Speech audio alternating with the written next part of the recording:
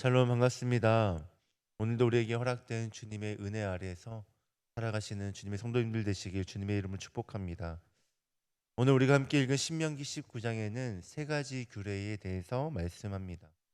모세는 1절부터 13절까지 도피성에 대한 규례를, 그리고 14절에서는 경계표에 대한 규례를, 15절에서부터 21절까지는 증인에 대한 규례에 대해서 가르칩니다. 그런데 이 세 가지 규례를 자세히 살펴보면 공통점이 있는데요. 다 살인과 관련된 규례라는 것입니다. 그래서 이 규례에는 법적인 절차를 대해서 다루고 있는 것이죠.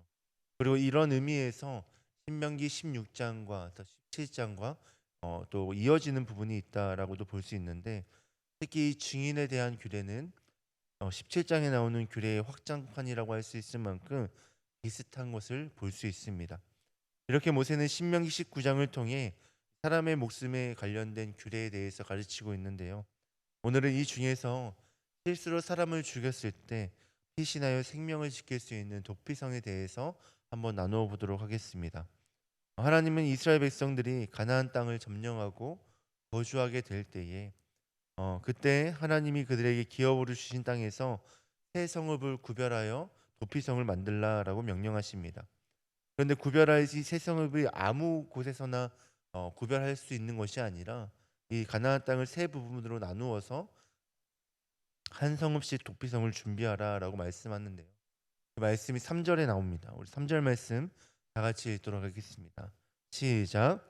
내 하나님 여호와께서 내게 기업으로 주시는 땅 전체를 세 구역으로 나누어 길을 닫고 모든 살인자를 그 성읍으로 도피하게 하라.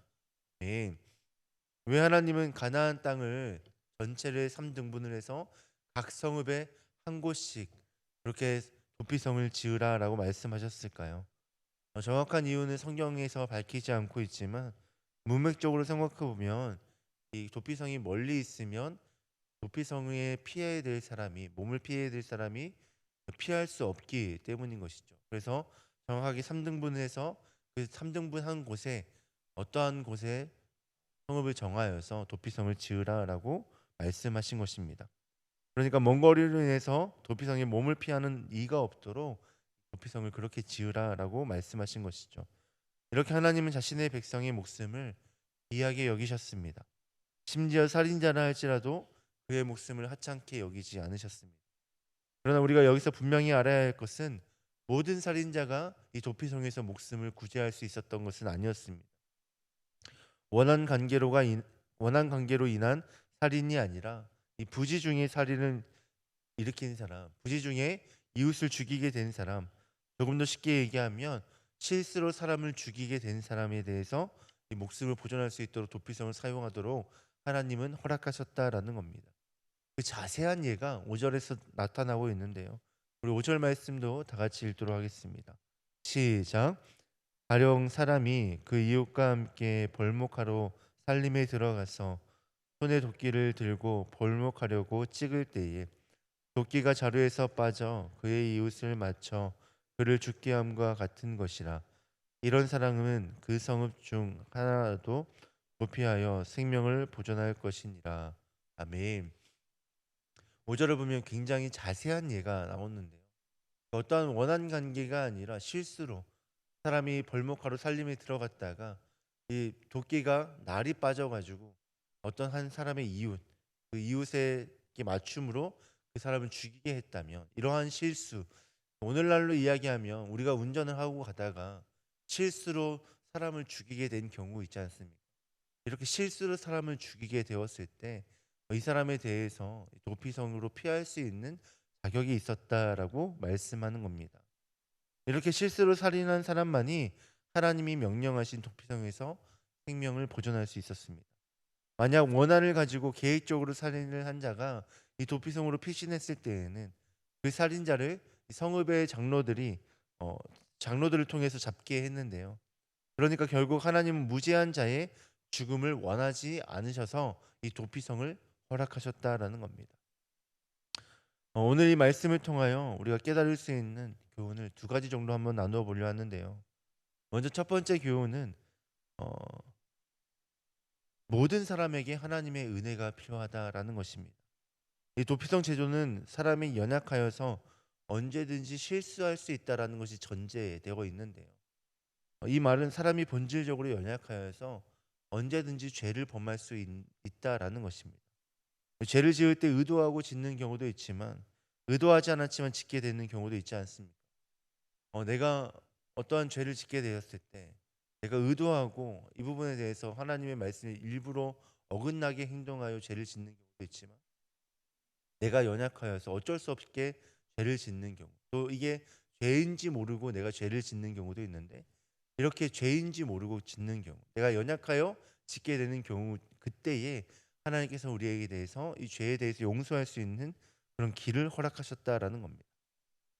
그리고 우리는 이렇게 연약하여서 언제든지 죄를 범할 수 있는 그런 상황들이 벌어질 수 있다라는 것이죠. 이렇게 모든 사람은 죄로부터 자유롭지 못합니다. 그래서 바울은 로마서 3장에서 모든 사람이 죄를 범하였다, 그래서 하나님의 영광에 이르지 못한다라고 말씀하는데요. 이 세상에 그 누구도 죄로부터 자유한 사람은 없습니다. 그래서 우리에게는 하나님의 은혜가 필요한 것이죠. 왜냐하면 우리는 연약해서 죄를 지을 수도 있고, 또 실수함으로 죄를 지을 수도 있고, 무지함으로 죄를 지을 수밖에 없기 때문에, 그렇기 때문에 우리에게는 하나님의 은혜가 필요하다라는 겁니다. 하나님은 우리의 연약함을 아시고 구약에는 도피성이라는 은혜를 허락하셨고, 신약에서는 예수 그리스도의 십자가를 통해 대속의 은혜를 허락하셨습니다. 사랑하는 성도 여러분, 우리의 연약함을 인정하고 하나님이 베풀어 주신 그 은혜 안에 우리가 머물게 될 때 이 죄의 문제를 해결할 수 있습니다. 주님이 베풀어 주시는 은혜 안에 머물심으로 이 죄의 문제를 해결받고 하나님이 허락하신 새 생명을 살아가시길 주님의 이름으로 축복합니다. 계속해서 이 말씀을 통해 깨달을 수 있는 두 번째 교훈은, 우리 하나님은 우리의 어떤 경우에도 죄 짓지를 않기를 원하신다라는 겁니다. 이 도피성의 목적을 생각해 볼 때 실수로 살인한 사람을 위해서 이 도피성이 주어진 것 같지만, 또 한편으로는 어, 보복자가 순간의 복수심으로 살인을 하지 않도록 하나님께서 이 도피성을 허락하신 것입니다. 6절을 보면 하나님은 복수심으로 살인자에게 보복하는 그 일이 두렵다라고 말씀하는데요. 그만큼 그 일이 하나님은 일어나기를 원하지 않았다라는 것입니다. 왜냐하면 그 분노로 인하여 무고한 사람을 죽이는 죄를 범할 수 있기 때문입니다.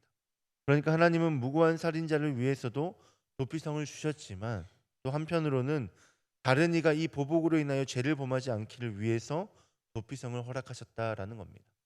하나님은 실수 중에 원한이 없이 사람을 죽이게 된 사람을 용서하시기를 원하셨고, 그를 무지하다라고 말씀하시는데, 그 무지한 자를 누군가가 보복을 하게 된다면 그 보복한 자는 또 다른 죄를 범하게 되는 것이지 않습니까? 우리는 때로는 그렇게 생각할 때가 있는 것 같습니다. 나에게 합당하게 화를 낼 수 있는 권리가 있다라고 생각하는 경우가 있는 것 같아요. 누군가가 나에게 잘못을 했기 때문에 그 사람에게 화를 내는 건 당연해라고 생각하게 되는 경우가 있는 거죠.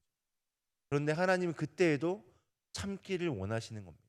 그때에도 죄 범하기를 원하 죄 범하기를 원하시지 않는다라는 것이죠. 그래서 하나님은 구약의 이 도피성을 허락하신 거죠. 사랑하는 성도 여러분, 이렇게 하나님은 우리가 어떤 상황에서도 죄짓기를 원하지 않으십니다. 내가 화를 내기에 마땅한 상황을 마주할 때에도 화를 내기를 원하지 않으시고, 그 사람을 오히려 사랑으로 안고 또 내가 잠깐 시간을 벌어서 한번 그 상황들을 돌아보고 죄 지을 수 죄를 짓지 않을 수 있다면 죄를 짓지 않도록 우리에게 이런 도피성을 허락하신 것이죠. 하나님의 이런 열심을 기억하심으로 모든 심판을 하나님께 맡기시고 죄를 죄로 갚지 않는 사랑하는 성도님들 되시길 바랍니다. 그래서 우리를 향한 하나님의 원하심을 이루시는 주님의 성도님들 되시길 주님의 이름 축복합니다. 말씀을 마무리하겠습니다. 하나님께서 우리에게 도피성을 주신 이유가 무엇입니까? 하나님의 은혜가 필요하다는 사실을 깨닫게 하시기 위함입니다. 우리는 모두 죄인이고 언제든지 죄를 범할 수 있는 그런 상황들이 우리 가운데 있기 때문에, 우리는 연약하기 때문에 하나님의 은혜가 필요하다는 사실을 깨닫게 하시기 위해서 도피성을 허락하여 주셨습니다. 그리고 또 다른 한 가지는, 우리가 어떤 상황에서도 죄를 짓기를 원하지 않으셨기 때문입니다. 내가 당연히 화를 내도 되는 상황, 내가 누군가에게 잘못을 해도 되는 상황이 찾아올 수 있지만 그때에도 하나님은 누군가를 향하여 원망하거나 화내기를 원치 않으시고 죄짓지를 원치 않으셨던 것입니다. 이런 하나님의 마음을 헤아리심으로 하나님이 기뻐하시고 하나님이 원하시는 삶을 살아가시길 주님을 축복합니다. 기도하겠습니다. 하나님 감사합니다. 오늘 말씀을 통하여 우리가 얼마나 연약한 존재인지, 그래서 죄로부터 자유로울 수 없는 존재임을 다시 한 번 더 깨닫게 하심을 감사합니다. 이 깨달음으로 말미암아 하나님의 은혜가 우리 가운데 반드시 필요한 것이고 그 은혜로만 우리가 살 수 있음을 다시 한 번 더 깨닫게 되었습니다. 하나님께서 허락하신 그 은혜로 말미암아 예수 그리스도의 십자가 대속으로 말미암아 우리에게 주어진 새 생명을 살고 하나님 주변을 사랑하고 또 긍휼함을 입은 사람답게 긍휼을 베풀 수 있게 하여 주시옵소서. 하나님 또한 어떠한 상황에서도 하나님 죄 짓지 않기를 소망합니다. 내가 마땅히 화를 내어도 되고 분내어도 되는 상황이라고 생각할 때에도 잠시 시간을 갖게 하시고 하나님 내 상황들과 내 모습들을 다시 한번 더 돌이켜 보게 하시고 그래서 하나님이 원하시는 대로 내가 누군가에게 죄 짓지 않고 하나님이 원하시는 모습대로 살아갈 수 있도록 주님 도와주시옵소서. 오늘 우리 가운데 그런 은혜 허락하신 하나님께 감사드리며 그 주님의 뜻대로 살아가길 소망하며 이 모든 말씀 예수님의 이름으로 기도합니다.